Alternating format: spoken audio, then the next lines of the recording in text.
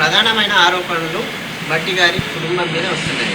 నందినమ్మ కావచ్చు, మిగతా వారి మీద ప్రధానంగా ఆరోపణలు చేస్తున్నారు. అంటే ఎందుకు ఈ ఆరోపణలు ఆమె మీద వాళ్ళ కుటుంబం మీద వస్తున్నాయండి?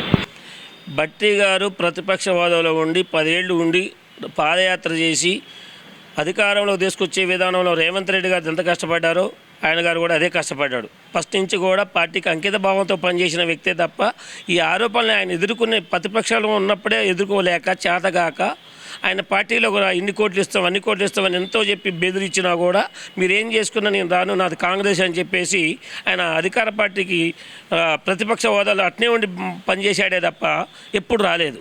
ఇప్పుడు అధికారంలోకి వచ్చిన తర్వాత కూడా వాళ్ళని అప్పుడే ఆయన గారు వెనక తగ్గలేదు. ఇవాళ వెనక తగ్గుతాడా అధికారం నుండి?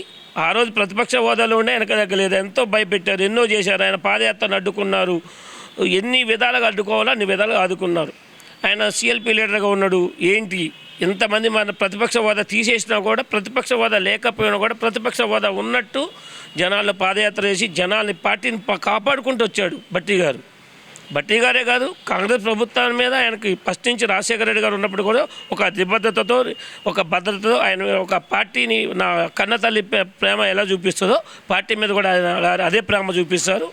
కార్యకర్తల మీద కూడా అదే ప్రేమ చూపిస్తాడు ఆయన. వీళ్ళు ఏంటంటే నింద ఇవ్వాలి, ఏదో ఒకటి బురద చల్లాలి, ఎక్కడ దొరికిద్దని చూసి అమెరికా పోయిన ఫ్యామిలీతో అమెరికా పోతే అక్కడ ఏదో దొరికింది. అసలు ప్రూఫ్ ఎక్కడుంది? దేనికి ప్రూఫ్ లేదు. నోటి మాటలు మాట్లాడటం వేరు, ప్రూఫ్తో రావటం వేరు. ప్రూఫ్లు రమ్మనండి, ప్రూఫ్స్ వస్తే మాట్లాడడం కూర్చొని. వాటికి వీటికి కూడా మా పెద్దవాళ్ళు వీళ్ళు చెప్పిన దానికి ఖండించాల్సిన అవసరం లేదు. పులి పోతుంటే సింహం పోతుంటే కుక్కలు మురుగుతుంటాయి. వాటికి ప్రతిదానికి మా పెద్ద లీడర్లు వీళ్ళకి స్పందించాల్సిన అవసరం కూడా లేదు. మేము కూడా స్పందించాల్సిన అవసరం లేదు. కానీ అది ఎక్కడ వాళ్ళు మేము కూడా ఆగక మేము ఇయటమే, మమ్మల్ని మేము కూడా స్పందిస్తామంటే వద్దంటున్నారు. మీరు ఎందుకు దాన్ని స్పందించాలి? మనకు అవసరం ఏంటి? వాళ్ళు ఎందుకు మురుగుతుంటాయి కుక్కలు, మురగని రాదని మీకు ఎందుకని అంటున్నారు. కానీ మేమే ఆవేశంతో మా అమ్మ ఇంటికి పోతే పొద్దునపూట పోయినా మధ్యాహ్నం పోయినా సాయంత్రం పోయినా వాళ్ళ ఇంటికి పోతే ఛాయ్ తాగటం, మాట్లాడటం, ఈ 6 గ్యారెంటీలు ఏంటి, ఎలా ఉన్నాయి, మన కార్యకర్తలు ఎలా ఉన్నారు, మన పాలన ఎలా ఉంది, మన ఎక్కడన్నా లోపాలు ఉంటే చెప్పండి, వాటిని సరిదిద్దుకుంటామని మాట్లాడే విధానంలో ఉంటుందే తప్ప వీళ్ళని అసలు పింఛన్ విషయం ఏంటి, ఈ కమిషన్ల విషయం మాట్లాడితే మేడంని ఎందుకు తీస్తున్నారంటే రిటైర్డ్ అయింది, పింఛన్ కోసం ఎప్పుడు తిరిగింది, ఎవరిని అడిగింది, ఆమె గారు ఎవరిని అడగాల వెళ్ళి వాళ్ళకి సంబంధించిన ఏ గవర్నమెంట్ ఎంప్లాయీ అవుతుంటారో అక్కడ ఫైనాన్స్ సెక్షన్లో సెక్రటరియట్లోకి వెళ్ళి ఫైనాన్స్ సెక్రటరీనో లేకపోతే సెక్రటరియట్లో కాకపోతే జిల్లా ఆఫీస్లో కలెక్టర్నో ఎవరినో కలిసి ఆమెకు పింఛన్ అప్పటి వాళ్ళని అడగాల. బట్టి గారి భార్యను కలిసి మా బట్టి గారి మిస్సెస్ని కలిసింది అంటున్నారు. అసలు ఆమెను ఎక్కడ కలిశారు? ఆమె ఎందుకు కలిసింది? అసలు బట్టి గారి భార్యను అడిగితే ఆమె ఎందుకు ఇప్పిస్తుంది? అసలు ఆమె పర్సెంట్ ఎందుకు అడుగుతారు? అసలు ఆమెకి ఇప్పుడు బట్టి గారు మిస్సెస్ ఫోన్ చేసి ఎవరికైనా ఇవ్వమని చెప్పారా? ఇవ్వమని చెప్పింది దాఖలు లేవు, వద్దన్న దాఖలు లేవు. ఆమె పార్టీ కోసం కష్టపడుతుంది. వారు మా బట్టి గారు ఎప్పటి నుంచో 10 ఏళ్ళు ప్రతిపక్ష హోదాలో ఉన్నప్పుడు కూడా ఆయనకు వెనకుండా నడిపించారే తప్ప ఎప్పుడు ఆమె మీద ఆరోపణలు లేవు. ఏంటంటే ఇది టీఆర్ఎస్ వాళ్ళు బురద చల్లడానికి సోషల్ మీడియాను వాడుకోవటం, ఎంప్లాయీస్ని వాడుకోవటం. ఆమె రిటైర్డ్ అయింది మొన్న. పింఛన్ తక్కువ వస్తుందో రావట్లేదో మనకు తెలియదు. కానీ ఆమె డబ్బులు కమ్ముడు పోయిందని మేము కూడా అనొచ్చు కదా. ఆమె డబ్బులు కమ్ముడు పోయి వాయిస్ ఇస్తుందని మేము అనవచ్చు. మరి మేము ఆ మాట అనట్లే. అసలు బట్టి గారి భార్య ఎందుకు కలవాలి? ఆమె కలవాల్సిన కలెక్టర్ను కానీ లేదా ఒక గవర్నమెంట్ ఎంప్లాయీని కానీ సెక్రటరియట్లో ఉండే ఫైనాన్స్ సెక్రటరీని కానీ కలవాలి. ఆమె కలవకుండా ఒక సిఎస్ను లేదా ప్రైవేట్ ఫండ్ ఇచ్చేవాళ్ళు ఎవరైతే ఉన్నారో వాళ్ళని కలిసి గవర్నమెంట్ ఎంప్లాయీ ఎంత పర్సెంట్ అడిగారు, కాంగ్రెస్ ప్రభుత్వంలో ఎంత పర్సెంటేజ్ నడుస్తుందంటే దాన్ని నమ్మడానికి ఆస్కారం ఉంటుంది. ఈ పర్సెంటేజ్ వ్యవహారం కాంగ్రెస్ పార్టీ అధికారంలోకి వచ్చినప్పటి నుంచి నడుస్తుంది. ఎందుకంటే పర్సెంటేజ్ తీసుకొని బిల్లులు తీసుకుంటున్నారని 13%, 15% కూడా వసూలు చేస్తున్నారని ఆరోపణలు వస్తున్నాయి కదా. మరి 3 ఏళ్ళు అవుతుంది ఈ పర్సెంటేజ్ వ్యవహారం ఇట్లా నడుస్తుంది, కానీ దీనిపైన ఎవరు పెద్దలు స్పందించడం లేదండి. పర్సెంటేజ్ అనేది టీఆర్ఎస్ ప్రభుత్వం తీసుకొని నడిపించింది. కానీ రాజశేఖర రెడ్డి గారి ప్రభుత్వం ఉన్నప్పుడు కూడా ఎక్కడ కమిషన్లు లేదు. మేము కూడా ఇప్పుడు ఈ పార్టీ అధికారంలోకి వచ్చి 2.5-3 సంవత్సరాలుగా వస్తుంది. ఎక్కడ కూడా అది టీఆర్ఎస్ వాళ్ళు చెప్తే మాట్లాడినో లేదు తప్ప ఎక్కడ కూడా కాంట్రాక్టర్లను అడగండి. మీరు కాంట్రాక్టర్లు వచ్చారు, డైరెక్ట్గా సీఎంగా బట్టి గారిని కలిశారు, ఛాంబర్లోకి వచ్చారు, మాట్లాడారు. ఫండ్స్ లేకపోవటం వల్ల లేట్ అయిందే తప్ప ఇవ్వటం లేటే తప్ప టీచర్స్కి కానీ ఎవరికైనా. ఇప్పుడు చూడండి, టీఆర్ఎస్ ప్రభుత్వం ఉన్నప్పుడు జీతాలు ఎప్పుడు వచ్చినాయి, అవుట్సోర్సింగ్లకు కానీ గవర్నమెంట్ ఎంప్లాయీస్ కానీ బిల్స్ కానీ రాలేదు. వాళ్ళే 6% 8% తీసుకొని చేసిన రోజులు ఉన్నాయి.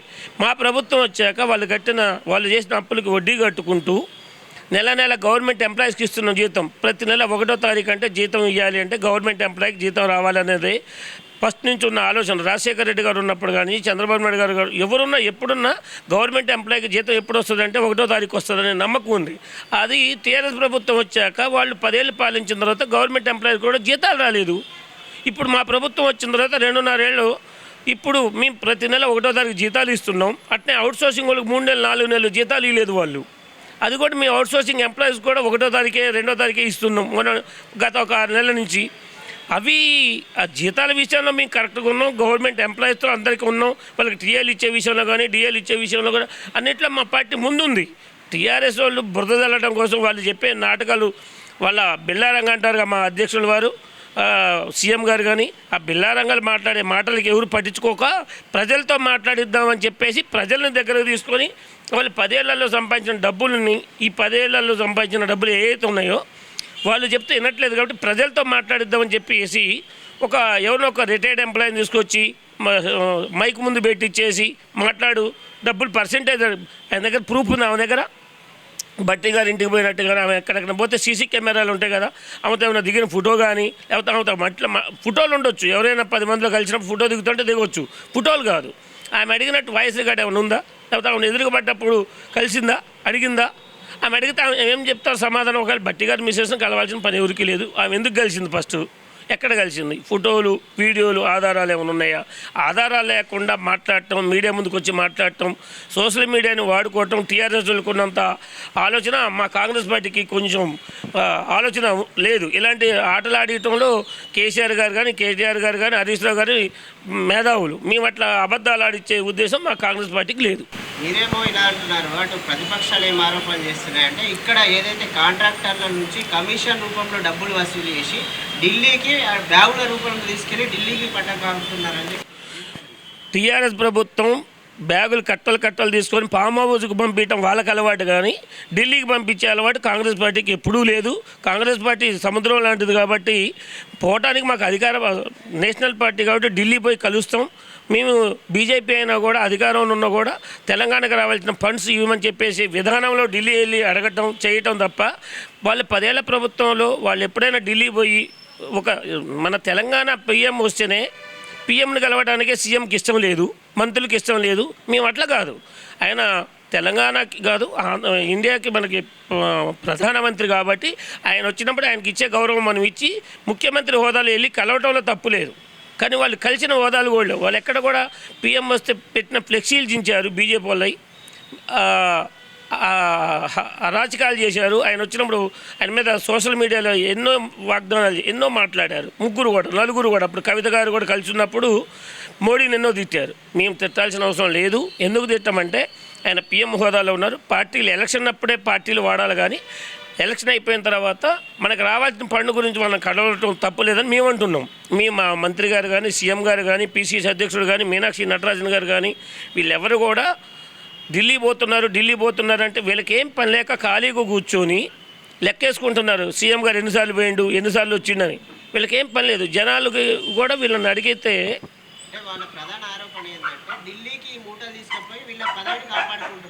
ఢిల్లీ పోయేటప్పుడు వీళ్ళు రేవంత్ రెడ్డి గారి కాదుగా ఫ్లైట్ ఒకసారి చెక్ చేసుకోమని చెప్పండి. వాళ్ళకున్న ఫ్లైట్లు వాళ్ళకున్న ఫామ్ హౌస్లు మాకు లేవు. వాళ్ళు సంపాదించుకున్నారు, వాళ్ళకి ఫామ్ హౌస్లు ఉన్నాయి, అన్నీ ఉన్నాయి. వాళ్ళకి మనీ ఎలా పంపాలో వాళ్ళకి తెలుసు. బ్లాక్ మనీ చేయటం, వైట్ మనీ చేయటం వాళ్ళకి అలవాటు. కానీ కాంగ్రెస్ పార్టీకి కానీ సీఎం గారికి కానీ మా మంత్రి వర్గానికి కానీ పొంగులేటి శ్రీనివాసరెడ్డి గారికి ఎవరికి కూడా అలాంటి ఈ ఆలోచనలు లేవు. మా మంత్రివర్గంలోనే లేదు. వాళ్ళకి అలవాటు. మేము డబ్బులు పట్టకపోయినా ఆరోపణలు చేస్తున్నారు. ఢిల్లీ పోయేటప్పుడు ఒకసారి చెక్ చేసుకోమను. మాది కాదు, అధికార పార్టీ బీజేపీ కదా, సెంట్రల్ పోలీస్ మొత్తం హోమ్ మినిస్టర్ అమిత్ షా గారు వాళ్ళందరూ వాళ్ళ టీమే కదా, వాళ్ళని చెక్ చేయమనండి. ఎక్కడన్నా పట్టుబడేట్టు రేవంత్ రెడ్డి గారు కానివ్వండి, డిప్యూటీ సీఎం గారు బట్టి గారు కానివ్వండి, ఎవరైనా కానీ ఎక్కడైనా ప్రూఫ్ ఉందా? మాటలు చెప్పడం కాదు, చేతల్లో చేసి చూపించండి. మేము ప్రజాపాలన, ప్రజల వద్ద పాలన చేస్తాం. మేము అనుకున్న 6 గ్యారెంటీలు కూడా తీర్చుకుంటూ వస్తున్నాం. అన్నీ కూడా అందరికీ సంక్షేమ పథకాలతో పాటు అభివృద్ధితో పాటు వాళ్ళు సంక్షేమ పథకాలే ఇచ్చారు. వాళ్ళు మేము సంక్షేమంతో పాటు అభివృద్ధి పనులు కూడా చేసుకుంటూ కాంగ్రెస్ని అధికారంలోకి తీసుకొచ్చే విధానంలో ఎంత కష్టపడ్డాడో అభివృద్ధి చేసే విధానంలో కూడా సీఎం రేవంత్ రెడ్డి గారు అంత కష్టపడుతున్నారు. మీరేమో అభివృద్ధి ప్రజలకు అభివృద్ధి అంటున్నారు, వాళ్ళేమో ప్రజల అభివృద్ధి కాదు, కాంగ్రెస్ బడా నాయకులు ఎవరైతే ఉన్నారో సీఎం కావచ్చు, డిప్యూటీ సీఎం కావచ్చు, మంత్రులు కావచ్చు, వాళ్ళే అభివృద్ధి చెందుతున్నారంట. వాళ్ళ కుటుంబంలో నలుగురు అభివృద్ధి చెందినట్టు మా కాంగ్రెస్ పార్టీలో నలుగురు కాదు 100 మంది కష్టపడతారు. అందరికీ క్రెడిట్ ఇచ్చేది రాహుల్ గాంధీ గారు పీఎం కావాలన్నదే మా ఆలోచన తప్ప అదే అభివృద్ధి తప్ప వాళ్ళలాగా కొట్టుకోవడం కానీ ఇప్పుడు వాళ్ళ పార్టీలో వాళ్ళిద్దరిట్లో హరీష్ రావు గారిని కానివ్వండి, కేటీఆర్ గారిని కానీ ముందు కేసీఆర్ గారు అధ్యక్షుని డిక్లేర్ చేయమనండి, ఆ పార్టీకి అధ్యక్షుడు పలానా అని డిక్లేర్ చేయమనండి. ఆ దమ్ము లేదు. ఎందుకు లేదు అంటే వాళ్ళిద్దరు కొట్టుకుంటారు మళ్ళీ అని. అంతే తప్ప వాళ్ళకున్న ఆలోచనలు వేరు, మా ఆలోచనలు వేరు. వాళ్ళు సంపాదించాలన్న ఆలోచన వాళ్ళది, అభివృద్ధి చేయాలన్న ఆలోచన మాది. ఇప్పుడు ఈ ప్రధానమైన ఆరోపణ డిప్యూటీ సీఎం గారి వైఫ్ మీద వస్తుంది కదా, ఆమెనే వెనకాల నుండి నడిపిస్తుంది కమిషన్ వ్యవహారం అని చెప్పి. చిన్న ఎవరైతే కాంట్రాక్టర్లు ఉన్నారో వాళ్ళు బిల్లులు ఇవ్వడం లేదని చెప్పి స్వయంగా డిప్యూటీ సీఎం ఛాంబర్ ముందే ధర్నాలు చేశారు. ఏదో పెద్ద కాంట్రాక్టర్ల దగ్గర పర్సెంట్లు తీసుకొని మరి బిల్లులు కేటాయిస్తున్నారని చెప్పి ఆరోపణ ప్రధానమైన. ఎందుకు ఈ ఆరోపణ వచ్చింది, అది నిజమే? వీళ్ళు 10 మంది సెక్రటరీకి వచ్చారు, ఎంప్లాయీస్ రిటైర్డ్ అయిన అమౌంట్ ఇవ్వలేదు కాబట్టి రాలేదని చెప్పేసి ఆర్థికంగా ఇబ్బందులు ఉన్నాయి కాబట్టి తెలంగాణలో అన్ని సంక్షేమ పథకాలతో పాటు ఇస్తున్నారు కాబట్టి కొంచెం డబ్బులు ఇవ్వడం లేటు కావటం వల్ల వాళ్ళు వచ్చి జరిగినాయి కదా తప్ప అక్కడ ఎవరు కమిషన్లు అడగలేదు, ఏం చేయలేదు. మీ డబ్బులు మీకు ఇస్తామని చెప్పారు. మొన్న సీఎం గారు కూడా రీసెంట్గా ఈ మధ్యన ఆర్థిక శాఖ మంత్రి గారిని సీఎం గారు కూడా రిటైర్డ్ అయిన వాళ్ళ అమౌంట్స్ ఇస్తున్నామని చెప్పి ప్రెస్ మీట్ పెట్టి చెప్పారు. అందరి అమౌంట్స్ వచ్చినాయి. చాలామందికి ఎంప్లాయీస్ కూడా పింఛన్లు ఏ ఇతర వాళ్ళ అందరికీ వచ్చినాయి, కొంతమందికి రాలేదు. అందరికీ ఒకేసారి తీర్చాలంటే ఫండ్ లేదు కాబట్టి ఒక 1 మంత్ కొంతమంది ఎంప్లాయీస్కి అట్లా ఇచ్చుకుంటూ వస్తున్నారు. అట్లా గవర్నమెంట్ ఫండ్ ఎవరికైతే రావాలి, ఎంప్లాయీస్కి రావాల్సిన అమౌంట్ ఏదైతుందో ప్రావిడెంట్ ఫండ్ అందరికీ ఇస్తారు. ఇవాళ క్యాబినెట్ మీటింగ్ ఉంది. ఇవాళ క్యాబినెట్ మీటింగ్లో కూడా దాన్ని చర్చిస్తారు. రిటైర్డ్ అయిన ఎంప్లాయీస్కి ప్రావిడెంట్ ఫండ్ ఎలా ఇవ్వాలి, ఎంత ఇవ్వాలి, ఎంత ఉందని చూసుకొని దాని మీద కూడా ఒక కమిటీ వేసేసి ఆ ఎంప్లాయీస్కి రిటైర్డ్ అయిన వాళ్ళు ఎవరైతే ఉన్నారో ప్రావిడెంట్ ఫండ్ మీద ఎంత పెండింగ్ ఉంది, ఈ ఫీజు రిమెంట్మెంట్ ఇవన్నీ మీద ఒక కమిటీ వేసి ఆ కమిటీని వేసేసి నెలకి ఎలా ఇప్పుడు వీళ్ళు చేసిన అప్పులకు నెల వడ్డీ ఎలా కడుతున్నాం, ఎలా అప్పు తీసుకుంటూ వస్తున్నాం, వీళ్ళే కూడా నెల ఇచ్చుకుంటూ వెళ్తామే తప్ప అందరికీ ఒకేసారి రావాలంటే రావు. టీఆర్ఎస్ వాళ్ళు ఎవరు ఫామ్ హౌస్లో కూర్చొని ఏం పని లేక ఆయన ఎన్నో ఇలాంటివే చెప్తుంటాడు, వాళ్ళు చెప్తుంటారు, బయట వీళ్ళిద్దరు చేస్తుంటారు. బెల్లారంగులు ఉన్నారు కదా, వీళ్ళిద్దరికి ఇదే పని. పైన ఆయన ఆర్డర్ ఇస్తాడు, వీళ్ళిద్దరూ చేస్తూ ఉంటారు తప్ప ఏదన్నా ప్రూఫ్తో రమ్మని మాట్లాడమనండి. కేటీఆర్ గారు కానివ్వండి, హరీష్ రావు గారు కానివ్వండి, మనం అనకూడదు. ఎందుకంటే మేము కూడా అనాల్సి వస్తుంది. రానున్న రోజులు ఆయన నోటు అద్దులో పెట్టుకోకపోతే ఆయన అద్దు దాడితే మేము కూడా అద్దు దాడుతాం, మేము కూడా మాట్లాడగలుగుతాం, వాళ్ళకంటే ఎక్కువ మాట్లాడగలుగుతాం. కానీ మేము ఇప్పటికి కూడా కేటీఆర్ గారు హరీష్ రావు గారు అని అంటున్నాం తప్ప మేము కూడా మాటలు జరగలుగుతాం, అంతకంటే ఎక్కువ అనగలుగుతాం. మేము కూడా పార్టీలో కష్టపడడంలో 30 ఏళ్ళ నుంచి పార్టీ మారకుండా ఉన్నాం, అట్లే ఉన్నాం. మమ్మల్ని కూడా ఎంతో ప్రలోభాలకు గురి చేశారు. మీ వర్కులు చేసినప్పుడు మా బిల్లులు కూడా డబ్బులు ఇలా, అప్పుడు మీ వర్కులు చేసిన బిల్లులు అడిగితే వాళ్ళే 8% అడిగారు నన్ను ఆ రోజుల్లో. మరి నేను ఎప్పుడైనా వచ్చి కామెంట్ చేసినామా? కాంగ్రెస్ వాళ్ళు చేశారని. ఇక్కడ ఏంటంటే ప్రూఫ్ కావాలి దేనికైనా. నా దానికి ప్రూఫ్ ఉంది, మరి నేను ప్రూఫ్ చూపిస్తా. ఆ రోజుల్లో మీరు అడిగిన ప్రూఫ్ తీసుకున్న ప్రూఫ్లు కూడా ఉన్నాయి. కానీ ఇప్పుడు ఆ ప్రూఫ్లు తవ్వుకుంటూ చేసుకుంటూ వాళ్ళ ఖాళీగా ఉన్నారు, కానీ మేము ఖాళీగా లేము. ప్రజలకి సేవ చేసే విధానంలో ఉన్నాము. ప్రజలకి 6 గ్యారెంటీలు ఏ విధంగా అందాలో దాని మీద ఉన్నాం తప్ప వీళ్ళు చెప్పిన మాటలకు తిరుక్కుంటూ కౌంటర్ ఇచ్చుకుంటూ వాళ్ళు ఖాళీగా ఉన్నారు. ఎక్కడికైనా రమ్మంటారు, మేము ఖాళీగా లేము. ప్రజల్లో ఉన్నాను, మేము ప్రజల మనుషులం. ప్రజలకి ఏ కష్టం వచ్చినా కాపాడే విధానంలో మా పార్టీ ముందుంటుంది.